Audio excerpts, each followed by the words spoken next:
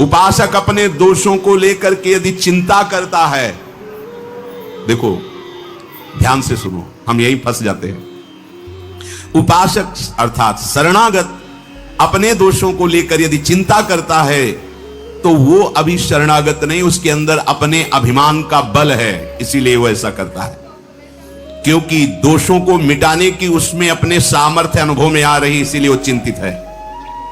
अगर तेरे में अभिमान नहीं तो फिर तू चिंता क्यों करता है? हां, दोष देखकर दुखी होना अलग बात है, चिंता करना अलग बात है। दुख तो उपासक को होगा कि ये नहीं होना चाहिए। एक क्षण आया, बस राधा राधा राधा, मैं तो दूर कर ही नहीं पा रहा हूं और ना कर पाऊंगा तो समय क्यों नष्ट करूं? राधा वल्लभ श्री हरिवंश, राधा वल्लभ श्री हरिवंश। अंदर से उसे दुख होगा, पर वो ये चिंता नहीं करेगा मेरा कल्याण होगा कि नहीं, ये दोष है पता नहीं, ये सब व्यास भरोसे कुंवरी। बिल्कुल ये बात बैठ जाएगी उसी के हृदय में जिसका काम बनना है इस जन्म में, नहीं तो सुन करके भी आप इसे गंवा देंगे। सारी की सारी बात वृंदावन भूमि में हो रही है।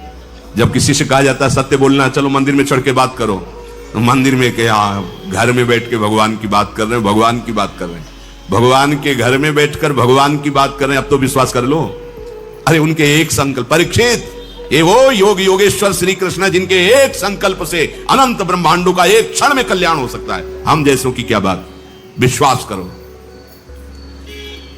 छोटा बालक जैसे पास में कोई भय आता है तो वो रो देता है, पर भरोसा उसको है कि जो ही मैं रोया मेरी मां दौड़ के आएगी, मुझे बचा लेगी। उसे ये भय नहीं रहता कि ये हमको नष्ट कर देगा, क्योंकि उसको ये है कि मेरी मां है।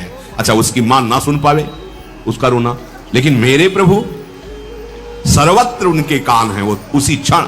और मां का लाडला जहां भी खेलता होता है, मां वही काम करती कि एक दृष्टि जरूर उस पर जाती रहे, ठीक से खेल रहा है ना, तो करो सदा तिनके रखवारी, जिम बालक राखे महतारी। बहुत जोर की बात है, आप इसे स्वीकार कर लीजिए। प्रभु आपको हर क्षण देख रहे हैं, प्रभु जान रहे हैं आपकी स्थिति।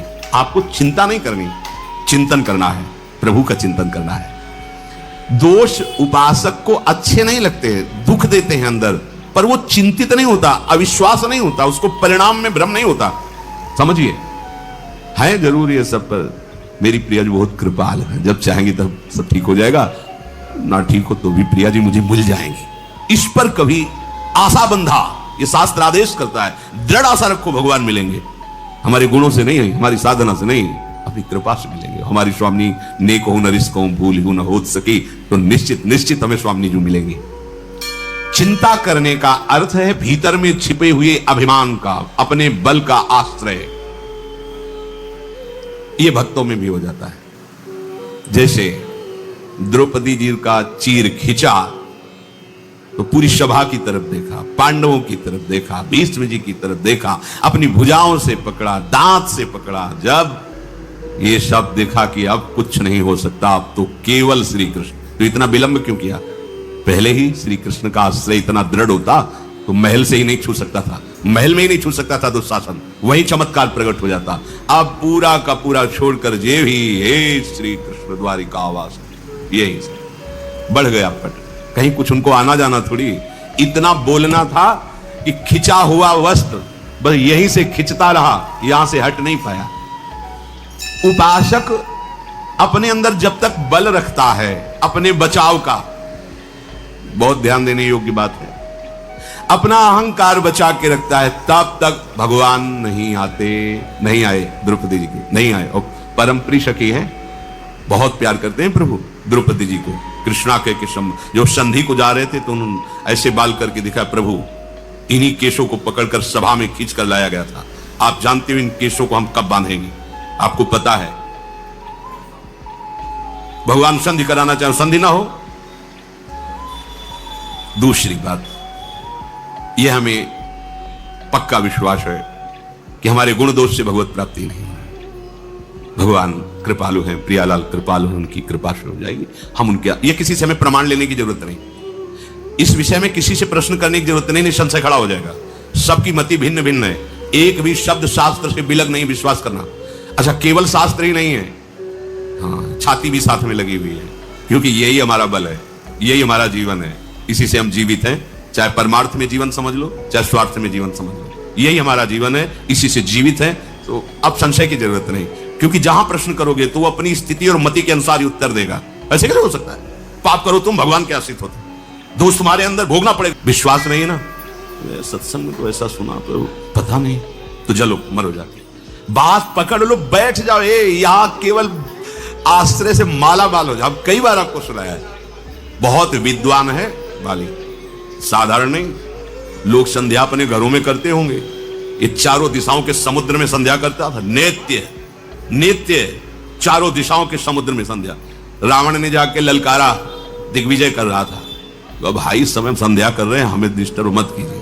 और वो मार ऐसे कखरी में दाब लिया और 6 महीने तक साधना संध्या आदि करता रहा। इसके बाद देखा कि होश में है कि नहीं, छोड़ा, बोले जा अपनी लंका चल। तभी जब अंगद के सामने मैं तब कहते वही रावण तो हो ना, जिसको बाली ने 6 महीने काख में दाग के रखा।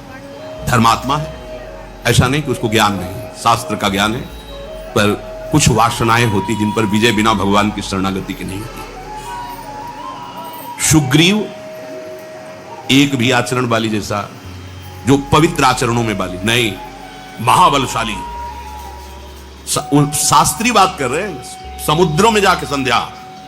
ऐसा जब भगवान ने मारा तो उसने कहा, प्रभु मैंने ऐसा कौन सा आपका पाप किया है, आपने मुझे व्याध की भांति वेध दिया, मार दिया, और सुग्रीव तुमको प्यारा लगा। ये कभी संध्या बंदन भजन साधन शास्त्र ज्ञान, हमारा छोटा भाई है, हम जानते हैं इसको, ये क्या मतलब, ये क्या बात है, आप उसका पक्ष क्यों लिया? मैं आपका कौन सा ऐसा बिगाड़ दिया? कभी अयोध्या जाके उपद्रव किया हो, कभी कुछ बात की हो तो प्रभु बताओ। हम आपसे कभी एक भी ऐसी अपमानजनित बात की? आप मेरे को दुश्मन क्यों मान लिया, क्यों मार दिया? बिल्कुल ज्ञानी पुरुष को ऐसा ले कि घोर ज्ञानी हो, शास्त्र का ज्ञानी है, किष्किंधा का राजा है, महाबलशालियों में उसकी गणना है।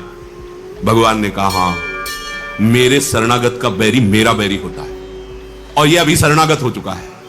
इसने कितना स्वीकार किया मुझे पता नहीं, पर मैंने अग्नि को साक्षी करके इसे स्वीकार किया है। बात समझिए, इसने कितना स्वीकार किया मुझे, भगवान कह रही है तो ये जानेगा, इसका आचरण बताएगा, लेकिन मैंने इसे स्वीकार किया है, और मेरे शरणागत का दुश्मन मेरा दुश्मन होता है, इसलिए मैंने तुझे मारा है। खास बात है, शरणागति कराने वाले परम पावन महाभागवत श्री हनुमान जी महाराज। तो शरणागति होती ही है किसी संत से, किसी संत महंत सदगुरुदेव की कृपा से जीव भगवान की शरण में होता है। तो तुम्हें अपने पर विश्वास हो या ना हो, तुम्हें संत सदगुरुदेव के द्वारा कराई हुई शरणागति जिसके प्रति, उसके प्रति दृढ़ विश्वास हो गया, सब बात बन जाए। कर तुम अकर तुम अन्यथा कर तुम सर्व समर्था सा ईश्वरा। हम ऐसे की तो थोड़ी शरणागत है, सर्व सामर्थ्यशाली, बस अपने धर्म से नहीं हिलना, आपको चिंता नहीं करनी। एक शंकर नाम के भगत थे, बड़ी श्रद्धा विश्वास पूर्वक शालिग्राम भगवान की आराधना करते थे। गंडकी नदी के किनारे एक गांव था, वहां उनका जन्म हुआ था। ब्राह्मण कुल में जन्म हुआ, बड़े धर्म से चलते थे, पर ब्राह्मणों का क्या तप ही धन होता है। तो एक जमींदार ठाकुर थे, वो उनको रोज सीधा देते और अपने मंदिर की सेवा में भी उनको, और एक पाठशाला खुलवाई थी संस्कृत की, तो कुछ अर्थ भी देते थे, और गुरु की तरह उनको मानते थे शंकर भगत को। वो बड़े धनी थे। उनको एक दिन मकान बनवाने के लिए जमीन खोद रहे थे, तो सोने का कलश मिला। जमींदार जो धर्मात्मा पुरुष धर्म करते रहते हैं, तो ये सब ऐश्वर्य धन उनके पास जाने लगता है, क्योंकि उससे जगत मंगल होता है। तो उन्होंने पंडित जी से पूछा, ये स्वर्ण मिला हुआ है, उस समय करोड़ों की लागत का। तो उन्होंने कहा कि आप भगवान सूर्य का मंदिर बनवाएं, कुछ हिस्से से अपने परिवार की और उन्नति के लिए रख लीजिए, पर उसका 1/3 हिस्सा मंदिर में लगवाए। बात कुछ दिनों बाद जो जमींदार थे वो पधार गए, तो उनका जो बड़ा लड़का था वो बहुत ही दुष्ट स्वभाव का था। केवल उनके भय से वो चुपचाप रहता था, दुष्टता उस समय भी करता था। अब तो पिता गए, तो उसे पता था स्वर्ण राशि का भी कि मंदिर बनाने के लिए ऐसा ऐसा। तो उसने पूरी नकली दस्तावेज तैयार किए, तो उसमें अपने पिता के दस्तखत कर दिए, और उसमें लिख दिया कि मैं अपने बड़े बेटे को पूरे स्वर्ण का अधिकार देता हूं, वो जो चाहे सो कर सकता है, और दस्तखत अपने पिता के। जब बंटवारे का समय आया तो भाइयों ने बात रखी कि पिता ने कहा था उस स्वर्ण राशि को सूर्य मंदिर बनवाना है, और इसके साक्षी हैं शंकर भगत। नहीं, अंतिम समय एकांत में पिता ने केवल मेरा ही अधिकार रखा है, आप कागज देख लीजिए। और ऐसे दस्तखत संभाल के किए थे कि बिल्कुल वैसे ही पिता के जैसे। गांव के लोगों के सामने पंडित जी को बुलाया। पंडित जी ने कहा नहीं, हमसे तो उन्होंने यही कहा था कि सूर्य मंदिर बनेगा, वैसा ऐसा। दिखाओ कागज। कागज दिखा। वो कहा ये दस्तखत भगत के नहीं, सेठ के नहीं, क्योंकि हम बहुत नजदीक रहे, उनको देखा है, उनके दस्तखत ऐसे नहीं। तो बड़े लड़के ने कहा कि हाँ तुम ही तो एक ज्ञानी हो, ये कैसे तुम झूठ कह सकते हो? उठ कर चले। लड़के ने बड़े विचार किया कि अच्छे अच्छे घूस में फिसल जाते हैं, इसको कुछ घूस देंगे और अपने अनुकूल करें। उसके घर गए, प्रणाम किया। पंडित जी ने सोचा इस दुष्ट का स्वभाव कैसे बदल रहा है, और बहुत मीठी मीठी, अगर दुष्ट मीठी मीठी बातें भी करे और झुके तो ऐसे समझो जैसे सांप झुक रहा है। अगर सांप हटकर पीछे झुक रहा है तो वो वार करेगा, सिंह झुक रहा है तो छलांग लगाएगा, ऐसे ही दुष्ट झुक रहा है तो तुम्हारे नाश के लिए झुक रहा है, वो प्रणाम नमस्कार हुआ। पंडित जी इतने दिन हो गए हमारे पिता की भी पंडिताई करते हुए, पूजा करते हुए, मिला क्या? एक सीधा जो हमारे घर से जाता है उसी से भोजन तुम्हारा होता है, माला माल हो जाओगे। आधा आधा, आधा सोना आपका, आधा हमारा। असलियत यही कि हमने जालसाजी की है, दस्तखत हमने किए, अब मान जाओ। उनका धूर्त रहेगा, तू हमारे को धन से लुभाए मान? हमारे तो ठाकुर जी परम धन है, जीवन उनके लिए है। भले तेरे घर से सीधा ना आए तो मांग के खा लेंगे, लेकिन धर्म विरुद्ध आचरण थोड़ी करेंगे। तो आश्रय नहीं बदलना चाहिए, धर्म विरुद्ध आचरण नहीं होते भक्त के शरणागत। उनका हमारे प्रभु सर्व समर्थ है, मैं उनका शरण भाव स्वीकार किए हूं, मुझे किसी धनादि की अधर्म पूर्वक जरूरत नहीं। तो उनका हमारे पास और भी हक करने हैं, वो आपको मनाने के लिए। वो ना बनाना पड़े तो बोले तुम हमें धमकी देते हो। अरे जिनसे काल डरता है उन हम भगवान की शरण में जा, तुझे जो कुछ करना है कर जाके। चला गया। अब उनका समय था कि मध्याह्न के बाद जाते, सरोवर में स्नान करते, मंदिर में पूजा में जाते और अंधेरा होने पर वापस होते। शंकर भगत वापस आ रहे थे अंधेरे में, और ये करौली चाकू खोस करके गया और कहा अब मान लो मेरी बात, अंधेरा है, कोई है नहीं, मेरी बात मान लो। अब भी कह रहा हूं आधा स्वर्ण तुम्हें दे देंगे, बात मेरी मान लो, नहीं तो तुम्हें जान से हाथ धोना पड़ेगा। बोले हमने तो पहले ही हाथ धो रखे जान से, हमने अपनी जान तो प्रभु को समर्पित कर दी, तुझे जो भावे कर, अधर्म में कदम नहीं रख। उसने चाकू ली, बस भगवान का स्मरण करते हुए गिर पड़े। वो तो भगा। जे ही गिरे श्वेक जैसे कोई दिव्य देश में आ गए। देखा सामने सुंदर अद्भुत अद्भुत लताएं हैं, एक कनक भवन है, उसकी भावना शालिग्राम की भगवान राम के प्रति। देखा कि सिया जो विराजमान है, राम जी विराजमान, हनुमान जी महाराज उनके चरण पकड़े हैं, लक्ष्मण भरत शत्रुघ्न ये सब आसपास राज दरबार लगा हुआ है। भगवान ने कहा आओ आओ। हनुमान जी ने गले लगाकर उनको परमानंद की अनुभूति हो रही, भगवान दुलार कर रहे हैं। अच्छा तुम्हारे लग गया? और ऐसे भगवान जी किए, वो सब घाव खत्म हुआ, एकदम आनंद। अभी तुम जाओ, अभी तुम जाओ, तुम्हारे द्वारा भक्ति का विस्तार होगा, धर्म की स्थापना होगी, और ये मेरा ही कार्य है। जब ऐसा कहकर भगवान ने दुलार करके आंख खोली उनको, जैसे सो के जगह में, ऐसा लगा मानो स्वप्न में वो घटना हुई थी। ऐसे देखा कोई घाव नहीं, कोई कष्ट नहीं, चल पड़े। और आगे जब गए तो खून की उल्टी करते हुए वो पड़ा था जिसने चाकू मारी थी। आगे गए, वो कहा भैया तुम्हें कैसे कष्ट हो? तुरंत गोद में उठाया और भगवान से कहा प्रभु यदि थोड़ी भी भक्ति हमारे हृदय में, इसको पीड़ा नहीं होनी चाहिए। फिर उसको चेतना आई, उसका खून उगलना बंद। वो भैया क्या हो गया? तो बोले क्षमा करो, जे ही आपको मार के हटा तो पता नहीं कौन था, हमें परिचय नहीं, पर वो इतना बलवान था कि उसके एक थप्पड़ पर हम उस समय से खून ही डाल रहे हैं और हमें होश ही नहीं। अगर आप हमें गोद में न बैठालते, दुलार न करते तो मुझे होश ही नहीं होता। कभी गलती नहीं करेंगे, कभी बेईमानी नहीं करेंगे, हम सब सभा के बीच में कह देते ऐसा ऐसा। और आज से जीवन भर आपकी हम सेविका, हम जान गए कि भगवान की भक्ति में कितनी शान। ये हमारे हृदय की ऐसी कुछ स्थिति हो जाती है कि हम सबसे ज्यादा महत्व देने लगते हैं धन को। धन है तो भोग सामग्री है, भोग सामग्री सुविधा है तो शरीर है, और शरीर है तो हम हैं। फिर तो बस आनंद है, क्योंकि जो चाहेंगे वो भोगेंगे। तो क्या ये परमार्थ का स्वरूप हुआ? क्या शरीर की प्रियता, भोगों की प्रियता धन से पूरी हो रही तो धन की प्रियता? क्या धन और शरीर यही हमारा लक्ष्य है? नहीं नहीं, ये तो साधन है, लक्ष्य तो हमारा प्रभु है। तो क्या धन के बिना भगवत प्राप्ति नहीं हो सकती? सही पूछो तो धन के बिना ही भगवत प्राप्ति होती है। धन से किसी को भगवत प्राप्ति आज तक नहीं हुई। धन से किसी को भगवत प्राप्ति, धन से संबंध हटाया, त्याग किया तो उनको भगवत प्राप्ति। जिस धन को अपना माने थे उस धन का त्याग किया, वो चाहे किसी सेवा निमित्त से या कैसे, उससे अपनापन हटाया जहां धन का त्याग हुआ वहीं भगवत प्राप्ति की योग्यता आती जाती। जहां धन को अपना माना वो भगवत प्राप्ति की योग्यता खो देगा। ये अंदर की बात है। प्रभु को तुम अपना मानते हो या धन को अपना मानते हो, परिवार को अपना मानते हो, भोगों को अपना मानते हो, ये देखना होगा। नहीं तो जबान से कहोगे मैं प्रभु की शरण में हूं, अभी हम ठीक नहीं हो रहे हैं, वहां हमारे अंदर विकार है, हमारे अंदर अशांति, बड़ी परेशानी तुमने जमा कर रखी है, वो भी वो हटा देंगे। आओ शरणागत हो, वो हटा देंगे। रोना चिल्लाना मत, चुप रहो, वो हटा देंगे। उनको जो अच्छा लगेगा वही रखेंगे, नहीं हटा देंगे। तुम्हारे सोचने की जरूरत नहीं पड़ेगी, तुम तो केवल ऐसे हो जाओ। पर हम ऐसे होते कहां हैं? वो एक जगह स्वाध्याय करते हुए उसमें पढ़ा था कि अगर आपका